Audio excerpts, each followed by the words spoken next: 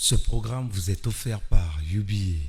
UBA, Africa's Global Bank.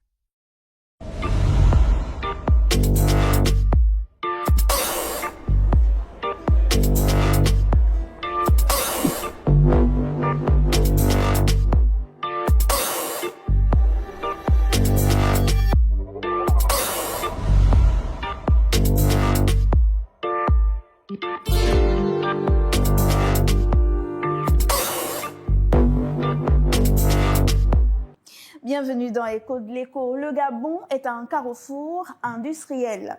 Pendant des décennies, notre économie a vécu au rythme du pétrole, du bois et du manganèse, exportant ses richesses brutes vers des marchés lointains. Aujourd'hui, le modèle s'essouffle et une question s'impose: comment transformer nos ressources ici, sur notre sol, pour créer plus de valeur, plus d'emplois et plus d'autonomie économique? De la zone industrielle d'un coq aux transformations agro-industrielles, une mutation est en marche, mais cette mutation n'est pas sans défi. Infrastructure, formation, compétitivité, investissement et adaptation aux exigences d'un marché mondialisé. Ce soir, plein de questions s'imposent à nous. Nous allons donc plonger au cœur de cette transformation pour comprendre ce qui se joue, ce qui freine et surtout ce qui peut propulser le Gabon vers une nouvelle ère industrielle. Sur ce plateau, nous recevons un invité. Il s'agit de monsieur Achille Mbeng Mezui, il est économiste et expert des systèmes financiers. Avant de retrouver notre invité, allons-y rapidement écouter la voix. Alors la voix, bonsoir. Dites-nous, notre cher ami la voix, faites-nous un point, s'il vous plaît, sur le secteur industriel gabonais.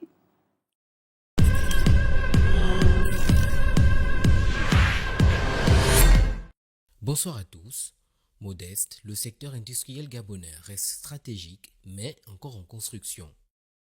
Historiquement centré sur le pétrole et le manganèse, il a longtemps souffert d'une dépendance aux exportations brutes. Le défi est désormais de passer à la transformation locale pour capter davantage de valeur ajoutée. Le bois, par exemple, illustre bien cette mutation. Depuis l'interdiction d'exportation des grumes en 2010, des usines de sciage et de plaquage se sont développées, notamment dans la zone industrielle spéciale d'Uncock, qui attire aussi des industries dans la métallurgie et la chimie. Ce modèle de zone spéciale est un levier important d'industrialisation, même s'il reste conditionné à de meilleurs coûts énergétiques, infrastructures et stabilité réglementaire. L'agro-industrie, pourtant porteuse, demeure encore faible alors que le pays importe une grande partie de ses denrées alimentaires. Le développement des filières locales dans le cacao, l'huile de palme ou la pêche pourrait réduire cette dépendance et créer des emplois. 3 défis dominent: diversifier l'économie au-delà des hydrocarbures, renforcer la compétitivité industrielle et former une main-d'œuvre qualifiée. Avec des politiques cohérentes et une volonté affirmée, le Gabon peut transformer ses richesses naturelles en un véritable moteur de développement industriel et devenir un acteur majeur en Afrique centrale. Voilà Modeste.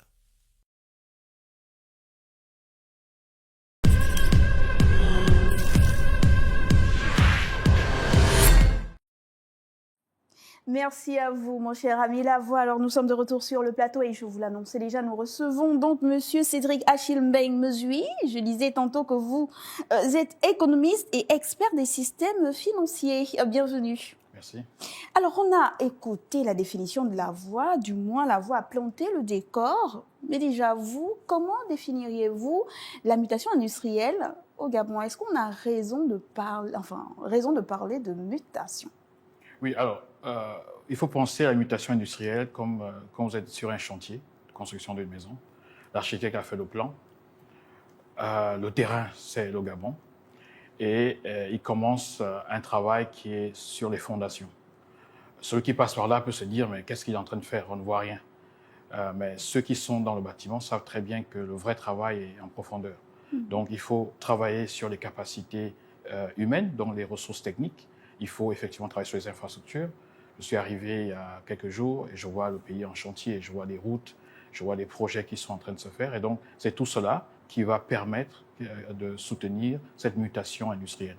On pourra parler des secteurs, mais avant ces secteurs, il faut des infrastructures énergétiques, des infrastructures routières et bien sûr des capacités humaines pour accompagner cela. Donc, la mutation industrielle est lancée au Gabon.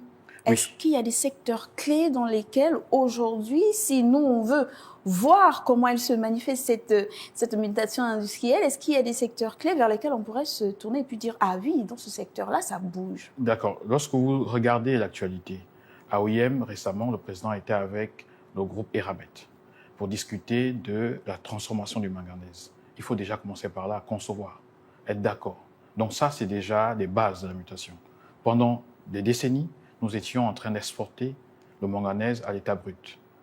Une décision est prise, une discussion avec un grand groupe, et nous sommes dans la construction de cette architecture pour la mutation industrielle. Mais pour avoir cela, il faut bien qu'il y ait de l'énergie. On a financé le Grand Poubara pour avoir plus d'énergie. Aujourd'hui, Poubara a la capacité d'accompagner une partie de cette industrialisation. Donc voilà, on a un pas qui est fait sur la partie énergie, et nous sommes en train de concevoir maintenant la partie minerai, la partie transformation du minerai. On peut regarder le côté d'un coq. On a une zone économique spéciale. Il y a des défis, effectivement, mais aussi des transformations qui se font. Il faut continuer à passer de la deuxième à troisième, quatrième transformation pour voir des cas concrets. Nous sommes en train de parler de l'agriculture pour avoir, au niveau du Gabon, la possibilité de fabriquer ce que nous consommons nous-mêmes. Et donc, cela aussi reste dans l'agenda du gouvernement. Donc, moi, en tant qu'expert regardant de l'extérieur, ce qui m'intéresse, c'est de voir que l'architecture est en train de se mettre en place. Il y a les fondations, tout ce qui touche aux infrastructures de route, d'énergie. Les écoles spécialisées sont en train d'être construites. Il y a une nouvelle université qui sera au niveau du Cap, ce qui est très bien, ce qui donne une offre de formation dans les métiers de STEAM, donc sciences, technologies, ingénierie et mathématiques. C'est dans ces métiers qu'on trouve les ressources humaines pour transformer nos matières premières. Donc la mutation industrielle est en cours. Arrêtons-nous un instant sur les zones industrielles spéciales. Vous avez parlé de celle d'un corps, il y a également la baie des Rois, et vous avez dit, c'est vrai, il y a des défis, mais les choses sont marchées. Ces défis-là, ce sont lesquels à ce jour? Alors, les défis, toujours, c'est au départ, comment nous avons pensé l'industrie au niveau du Gabon. Nous parlons d'industrialisation, mais vous allez remarquer que les conversations touchent beaucoup la question de la diversification. Diversification, industrialisation, ce n'est pas exactement la même chose. Dans la diversification, on peut avoir une diversification horizontale. Donc, on quitte du pétrole, qui fait à peu près 80% de nos recettes budgétaires, et puis on va à un autre secteur, on va prendre des minerais, on va prendre le bois. Donc, on reste sur le même modèle, qui est un modèle d'économie extravertie tirée par la demande extérieure sans créer de valeur ici. Ça, c'est ce que nous avons fait sur plusieurs décennies. Nous sommes en train de parler d'industrialisation, ça veut dire qu'on va prendre un secteur et on va monter en gamme en termes de chaîne de valeur. Je vous prends juste le cas du secteur pétrolier, qui peut avoir des effets multiples sur l'économie. Jusqu'ici, nous exportons le pétrole. Si nous montons dans la chaîne de valeur du pétrole, nous pouvons faire de la pétrochimie, nous pouvons avoir des produits pétroliers de meilleure qualité qui vont réduire les coûts de nos importations. Mais le pétrole aussi peut nous permettre, avec ces déchets, d'avoir le bitume. Je vous ai parlé des infrastructures de route, mais si vous collez les deux, vous allez avoir une production de bitume au niveau national qui va aider à réduire le coût de nos investissements au niveau des infrastructures. Donc il faut que les politiques se parlent. Pour l'instant, ils ne se parlent pas. C'est justement le but de, par exemple, on a fait le Gabon Economic Forum il y a quelques semaines, c'est d'amener les acteurs à se parler et de comprendre les liens entre les différentes politiques. Le pétrole peut aussi permettre de booster l'agriculture. Parce qu'en fait, lorsque vous avez le pétrole et le gaz permet de produire l'urée, donc des engrais qui permettent de booster la productivité agricole. Donc, il faut relier justement le fait que le pétrole monte en gamme et le fait d'avoir des effets, des externalités positives, des effets d'entraînement sur ce qu'on va dire l'énergie, donc les centrales à gaz, on va voir sur le bitume, donc infrastructure routière, et bien sûr sur la productivité agricole. Donc il faut arriver à créer un plan économique qui se parle, pas des secteurs isolés et qui on a l'impression que c'est des couloirs, il y a des Chinese halls entre les différents secteurs. Pendant longtemps, de nombreux États africains, revenons au Gabon, la dépendance au bois, secteur bois, la dépendance au secteur pétrole. Et là, on parle d'industrialisation. Oui, vous avez parlé de l'évolution du produit pétrolier. Comment on fait pour ne pas tomber dans les mêmes travers, se dire on a tellement industrialisé le secteur pétrole qu'on va encore tout miser là-dessus? Comment on fait pour limiter la dépendance à certains secteurs? Moi, je ne participe pas à cette approche qui voudrait qu'on mette le secteur pétrolier de côté. voici le poumon de l'économie, mais on n'a même pas tiré profit de ce secteur-là, parce qu'on extrait et on renvoie à l'extérieur. Il y a beaucoup de métiers dans le secteur pétrolier. Si on monte en termes de chaîne de valeur, rien que dans le secteur pétrolier, on crée beaucoup d'emplois. Et ça a un effet d'entraînement sur le reste. On parle d'énergie, vous avez parlé du secteur bois. Si on utilise le gaz pour faire des centrales à gaz, produire plus d'énergie, c'est bon pour le bois, pour les scieries, etc. Donc, c'est un effet d'entraînement que le secteur pétrolier va apporter. Et plus tard, on va sortir d'autres niches. Mais le secteur pétrolier, nous ne l'avons même pas encore bien exploité. Donc, il faut y aller à fond et penser à densifier ce secteur-là. Mais si on revient au niveau africain, il y a cette question de mutualiser à certains niveaux d'industrialisation. Je vous prends un cas. Nous étions à peu près 250-300 millions d'habitants lorsque nous prenons les indépendances pour toute l'Afrique. Aujourd'hui, nous sommes 1,2, on va passer à 2,5. Donc avant, lorsque nous coupions du bois, il fallait l'envoyer parce que la demande était ailleurs. L'Europe est en train de se construire pour les 30 Glorieuses. Aujourd'hui, c'est l'Asie, c'est la Chine qui absorbe la plupart des matières premières parce qu'elle s'industrialise, c'est l'usine du monde. Mais lorsque l'Afrique est à 1,2 et qu'on va passer à 2,5, ça veut dire que le besoin ici en Afrique, le Nigeria à côté, c'est 200 millions d'habitants.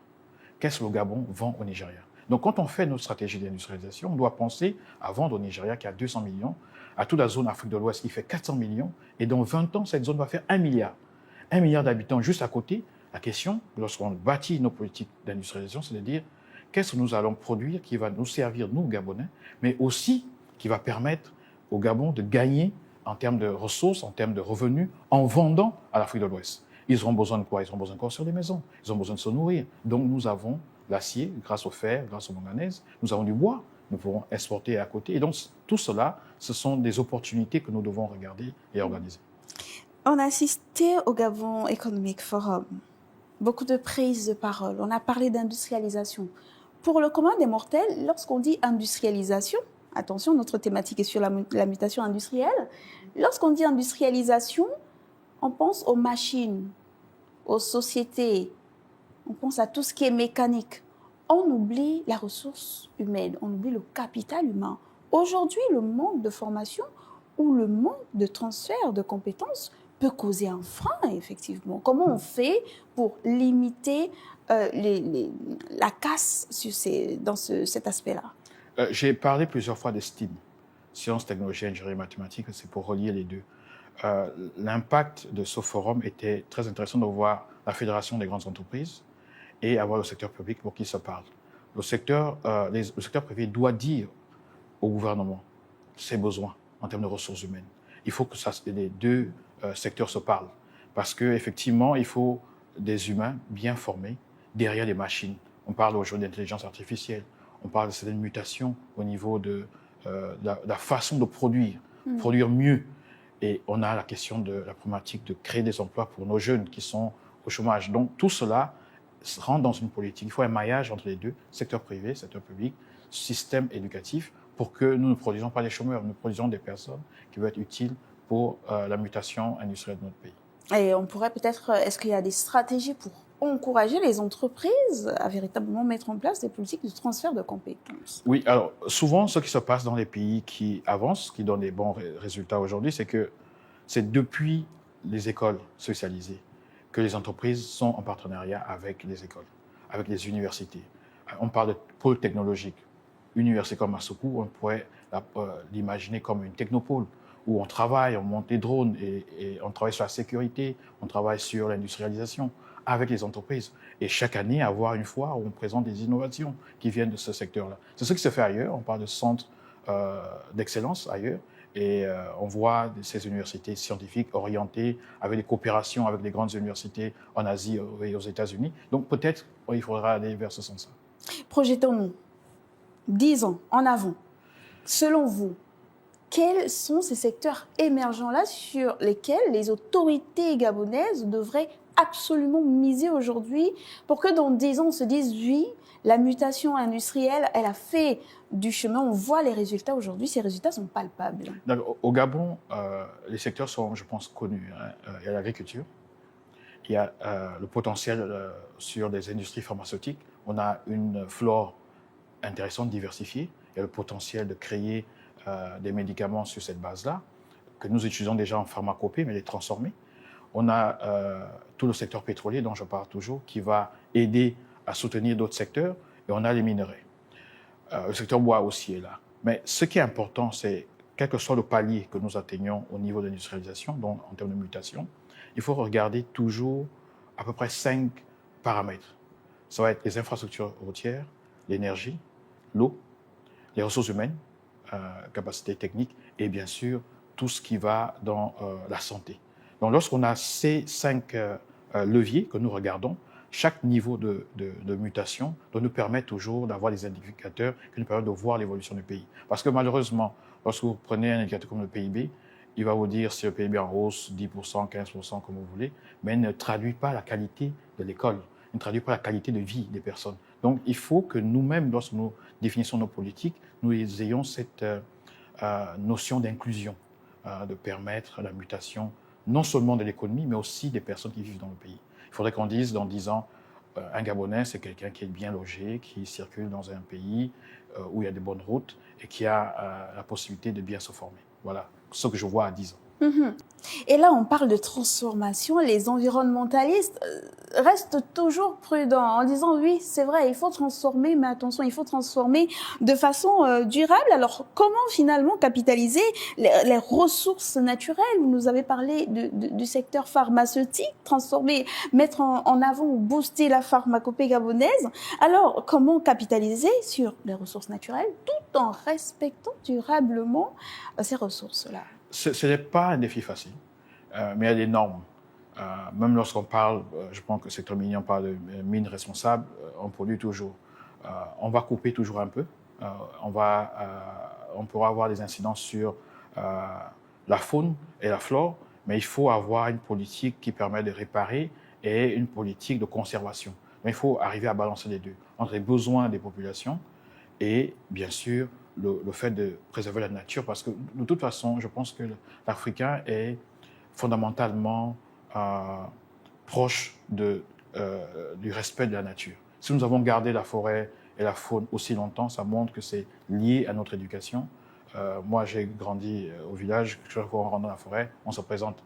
Si on se présente, ça veut dire qu'on respecte les êtres qui y sont. Donc je pense qu'on doit avoir des politiques où nous ne sommes pas nécessairement dans le dictat des groupes internationaux, mais nous développons des normes qui sont acceptées de tous pour avoir une approche responsable. Une approche responsable dans la finance, une approche responsable dans les infrastructures, une approche responsable dans l'utilisation de nos ressources naturelles. Mais booster l'industrialisation, Cédric Achilbeng demande beaucoup d'argent aussi. D'accord, il y aura des investisseurs étrangers. Vous avez dit qu'il faut booster aussi les PME locales. Pour booster aussi, il faut savoir prendre le coup sur son dos. Pour prendre le coup sur son dos, il faut penser à avoir des fonds quelque part. Où est-ce que l'État va chercher l'argent pour booster le secteur industriel de son côté? Bon, déjà, ce n'est pas seulement l'État. Dans un pays, il y a plusieurs acteurs. L'État, donc le gouvernement, c'est un acteur. Le secteur privé aussi est un autre groupe d'acteurs. Lorsqu'on porte un projet industriel, il faut voir qui porte quoi. Lorsque vous êtes un groupe ou une famille, on regarde celui qui est plus costaud, il soulève ce qui est un peu plus lourd, et celui qui est un peu plus léger porte autre chose. Donc l'État, en faisant ses muscles, sait ce qu'il peut porter. Les autres acteurs savent quel rôle ils peuvent jouer. C'est pourquoi on parle de stratégie. Il faut se mettre ensemble et savoir qui peut porter quoi. Secteur système financier, nous avons aujourd'hui à peu près 7 000, 8 000 milliards, je prends le marché obligataire, pour toute la sous-région. Si on prend le Gabon, nous sommes dans les 3 000 à peu près, ou un peu moins. Si vous regardez ce qui a été fait sur ces dernières années, nous avons continué à taper sur le marché obligataire en levant des fonds, mais nous n'avons pas construit les instruments ou les mécanismes qui permettent d'alimenter l'épargne dans ce domaine-là. Donc, il faudra faire des réformes profondes sur les caisses de retraite parce que ce sont ces investisseurs qui permettent de financer le long terme. Il faut travailler sur le fonds souverain. J'ai regardé un peu les résultats récemment. Il faut continuer à travailler. Il y a des efforts à faire dessus. Il y a des efforts à faire. Il y a la CDC qui est importante, qui est un acteur important. Mais il faut des leviers qui permettent de mobiliser l'épargne et de les injecter dans le secteur économique. Vous avez les compagnies d'assurance, vous avez les banques. Les banques, comment les redynamiser pour avoir plus de ressources. Donc, il faut regarder tous ces acteurs-là. Lorsqu'on a une bonne base, un stock de capital important localement, les autres viennent. Pourquoi? Parce que si vous reposez essentiellement votre financement sur l'extérieur, il faut aussi accepter les contraintes de l'extérieur. vous regardez le spread sur le Gabon, Eurobond, on est parmi les plus élevés. On est autour de 900 points au-dessus du taux américain, ce qui est très cher. Donc, il faut faire des réformes pour que cette perception de risque extérieur baisse. Mais lorsque vous avez en interne des capitaux nécessaires, comme on le voit au Botswana, comme on le voit en Namibie, la perception des risques peut être là, mais on sait que vous allez toujours participer. Vous avez assez d'épargne pour contribuer au financement de vos propres projets. On passe, dans ce cas, à des partages de risques. Il y a un projet, c'est 1000 milliards, l'État amène 400, un privé amène 200, un autre amène 300, etc. Et là, vous êtes dans des approches qui sont plus dynamiques. Mais il ne faut pas courir. J'ai pris tout à l'heure l'exemple d'une construction, de l'architecture. On est sur le soubassement. On est en train de faire un travail important.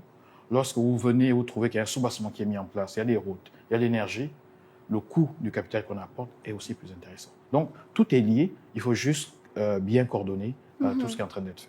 Puisque vous avez déjà abordé le 5e point qui parle des perspectives et des stratégies, c'est très bien, allons-y. Vous avez parlé de quelques politiques publiques qui pourraient améliorer les choses en soulignant que l'État n'est pas seul à aller chercher des fonds. Il y a le secteur privé qui est là. Lorsque vous parlez de finances et de secteur privé, nous on pense aux banques. Comment on intègre les banques dans ce processus d'industrialisation, de mise en avant du secteur industriel? Comment est-ce qu'on peut permettre aux banques de jouer leur part tout en respectant leurs besoins? Oui, alors, les banquiers, quel que soit le pays, c'est tous des cousins. Ils font tous la même chose. Ils agissent à peu près de la même manière, quel que soit l'endroit. Le banquier, il intervient à quel niveau? Si vous êtes dans tout ce qui est études, préparation de projets, vous êtes encore dans la phase développement, les banques ne sont pas souvent là, les banques commerciales. C'est pourquoi il faut d'autres types d'acteurs, les fonds souverains, les banques de développement, la BDAC. Vous avez vu, il y a quelques jours, il y a 100 milliards qui ont été une ligne de crédit de la BDAC. Donc, c'est ce type d'acteurs qui soutiennent le développement, donc l'amorçage des projets. Lorsque vous passez maintenant à la partie construction et commence à voir que le projet, en termes de risque, commence à baisser, là, les banquiers viennent. En fait, il s'agit d'une question d'ingénierie financière. Qui intervient quand? Les banques ont leur rôle à faire, mais ils interviennent quand? Quand le risque est moins élevé. Parce qu'ils ont les dépôts de leurs clients, ils ont leurs actionnaires, ils ont les ratios à respecter. Ils ne peuvent pas rentrer au début des projets. Il faut trouver maintenant les acteurs qui interviennent avant les banquiers. Il faut qu'ils soient un certain nombre. Il faut savoir parler avec ceux-là. Il faut savoir quel est le rôle que l'État joue. Comme je viens de dire, si l'État est en train de mettre des infrastructures en place, les grands groupes, les fonds de développement d'infrastructures peuvent venir pour accompagner cette partie. Et une fois ces fonds ont fait leur part, les banques aussi arrivent. On peut refinancer. Donc, en termes d'ingénierie financière, il y a tellement de choses à faire. Mais il faut juste savoir qui joue quel rôle. Il y a la question du blending. Blending, c'est un mélange entre financement concessionnel et financement commercial. Lorsque vous mélangez les deux, ça vous donne quelque chose qui est intéressant, qu'on appelle le blending. Et c'est ça qu'il faut faire. L'État amène des ressources qui sont gratuites, qui sont moins chères, et le secteur privé va chercher à avoir sa rentabilité. On les met ensemble, mais ça dépend du projet, ça dépend de la phase du projet. Donc, il y a tout un travail. J'ai vu qu'il y avait à peu près 8500 milliards qu'il fallait trouver. Je pense que ce travail a besoin d'être regardé encore de plus près. Le costing, comment il a été fait, la priorité des projets. Je pense qu'un pays comme le Gabon, sur 5 ans, si on investit 3 000 milliards, on va voir le changement.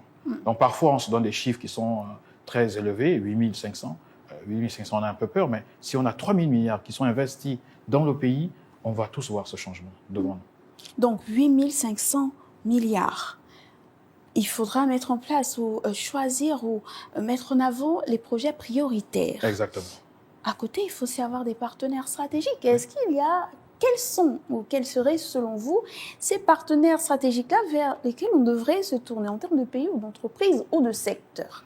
Donc déjà, les partenaires au développement sont toujours là parce qu'ils vous apportent des financements. Je prends les banques multilatérales. Leur prêt, c'est sur 25 ans. Le taux d'intérêt, c'est moins de 1%, c'est 0,8%. Vous avez en plus des périodes de grâce de 5 ans.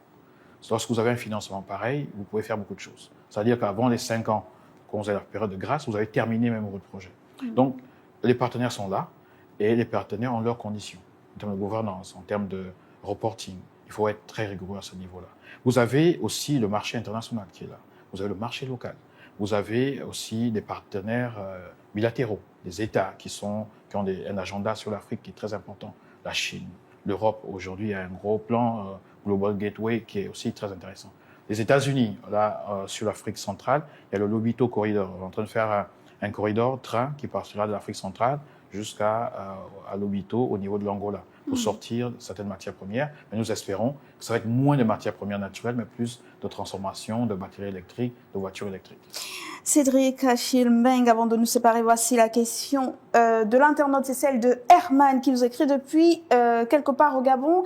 Il dit, monsieur, comment mieux intégrer le Gabon dans les chaînes de valeur régionales et internationales? En 1 minute. Alors, c'est intéressant, mais déjà, il faut qu'il y ait un plan. Il faut un plan pour cela parce qu'effectivement, nous avons des atouts, les autres à côté ont des atouts, il faut s'entendre. Qui fait quoi? Là, on parle de minerais, nous avons le manganèse, à côté, ils ont autre chose. Comment on travaille ensemble pour arriver à transformer cela? C'est difficile de faire en 1 minute parce que dans ma dernière publication, j'ai tout un chapitre sur ça. Mais c'est pour dire qu'il faut des politiques communes, il faut mutualiser les ressources humaines, les ressources physiques et bien sûr les compétences. Mutualiser et avoir des partenariats intelligents. Merci beaucoup Cédric Achille Mbeng Mesui. Vous êtes économiste, expert des systèmes financiers, mais aussi écrivain. Nous aurons l'opportunité sur un de nos plateaux de revenir sur cette belle œuvre que vous avez sortie il y a très peu de temps. Merci d'être passé sur notre plateau. C'est moi. Merci. La mutation industrielle au Gabon n'est pas une simple évolution technique ou sectorielle. C'est un tournant stratégique qui engage l'avenir économique, social et environnemental du pays. Les défis sont nombreux, moderniser l'outil de production, former les compétences locales, diversifier au-delà des ressources brutes, tout en restant compétitif sur les marchés mondiaux, comme nous l'a indiqué notre invité. Mais ces défis sont aussi des opportunités. Créer des filières intégrées, capter plus de valeur ajoutée, stimuler l'innovation et inscrire notre économie dans une dynamique durable. Le Gabon a les atouts, les ressources et les talents des hommes et des femmes pour réussir cette transformation. La question est désormais, saurons-nous en faire un moteur de prospérité partagée ou la laisser passer comme tant d'autres occasions? Merci de nous avoir suivis. Restez sur Gabon 24 et surtout n'oubliez pas que le temps de la réflexion est une économie de temps. Au revoir.